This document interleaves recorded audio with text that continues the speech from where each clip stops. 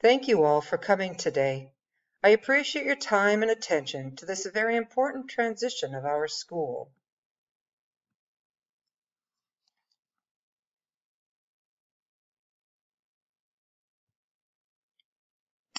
A brief synopsis of our school reveals our goal is to equip students with an excellent education and a solid faith formation, so that each student may know the faith confidently, live the faith in a community where families and teachers work together to advocate for each other's salvation and sainthood, and share the faith with relevance and loving courage throughout their lives. Our school has many community building opportunities. Highlights include the All-School Read program, our buddy system, and All-School Mass. These programs bond the student body. Each year, the whole school reads one book, which culminates in a theatrical performance by the middle school. The buddy system encourages early elementary students, paired with their middle school buddies, to collaborate through art, literature review, and attending Mass together. Weekly Mass includes the whole student body and keeps Christ present in our school and in the daily lives of our students and staff. Students are required to wear uniforms, but this promotes equity as children from families unable to afford expensive shoes, jewelry, and clothes have the opportunity to shop in the uniform closet and purchase gently used school uniforms at a fraction of the cost. Also, those students who receive free and reduced lunch are unknown to their peers, keeping everyone on the same level. Academically, additional support for struggling students is provided through pull-out programs, extra time with the teachers during recess and after school, and extra time and assistance during testing for children with learning disabilities such as auditory learners. Also, the principal acts as a counselor for children who need a break or just someone to talk to. One area we'd like to improve is increasing our diversity. The difficulty with increasing diversity among ethnic groups seems to be the lack of diversity currently in the school. Parents like the school and what it offers, but because the student body is mostly Caucasian, these families decide to find a community with greater numbers of their own race. Unfortunately, the strength of Ruby Bridges and her family is not a common human trait. Perceptions in St. Monica's school community remain positive. Families enjoy the educational options throughout the grades and the extracurricular choices given to students. Incorporation of Catholic teaching and celebration within the school curriculum reinforces Christian beliefs in all areas of life.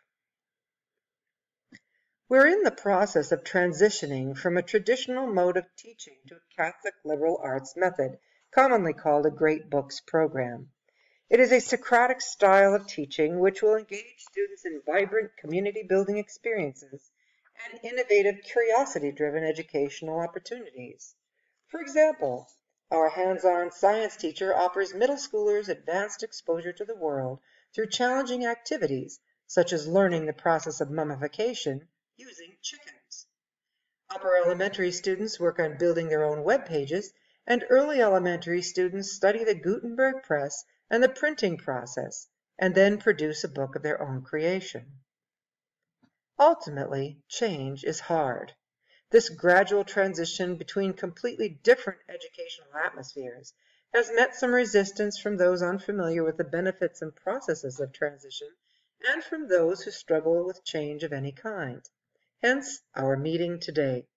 Knowledge is power, and the more informed families and staff are of the process and end results of the change, the better prepared and more supportive we will be of said changes. Our first question may be, what are the strengths and challenges of the school processes?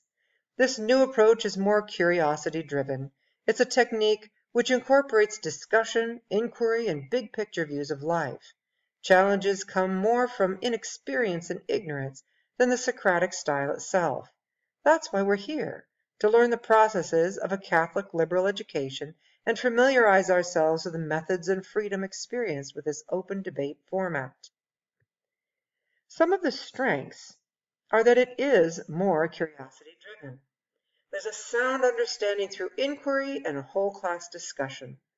There's a big picture view through project-based learning, which also studies in a minute detail.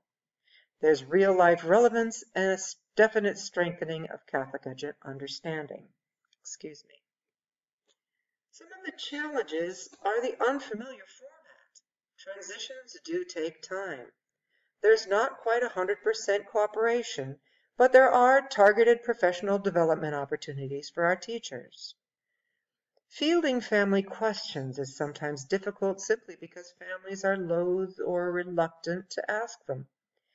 And it does have a program that the whole method is inspiring students to participate, but often students are reluctant to participate to possibly be seen in a negative light in front of their peers.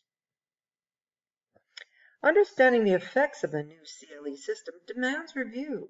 Such a drastic change should show marked improvement after a few years to warrant continuation. Conception, critical thinking, and test scores should increase, or at least stay the same in the first few years of the transition. Any decrease should be and will be scrutinized. No less important are student and parent perceptions of the new system. Any questions or concerns will be addressed immediately to improve comprehension and maintain support. Many of the questions we'll be asking as we go through this process will be aimed at student learning. After all, this is the main function of the school, right? Some of these questions include: do students learn better when following a project-based learning lesson plan or traditional lecture and annotation? Are students more invested in school when they're responsible for the running of the classroom or following rules? Does a student learn better when they feel comfortable making mistakes or when the expectation for correctness is high? Do students learn better when families actively participate in school or just support from home?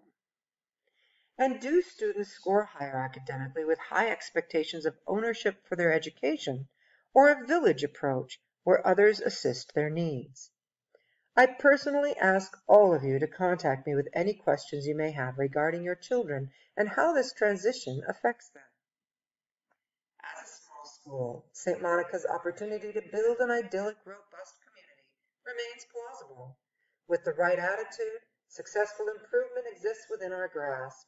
Please try to view this transition in an objective light and ask for clarification as the need arises. Resisting emotional reaction, especially in a small group of people, may be the most difficult hurdle for us to overcome. Thank you all for coming today. I greatly appreciate your involvement in this transition. I'm happy to field any questions you may have now, and will keep myself available for further questions and comments once this meeting is concluded.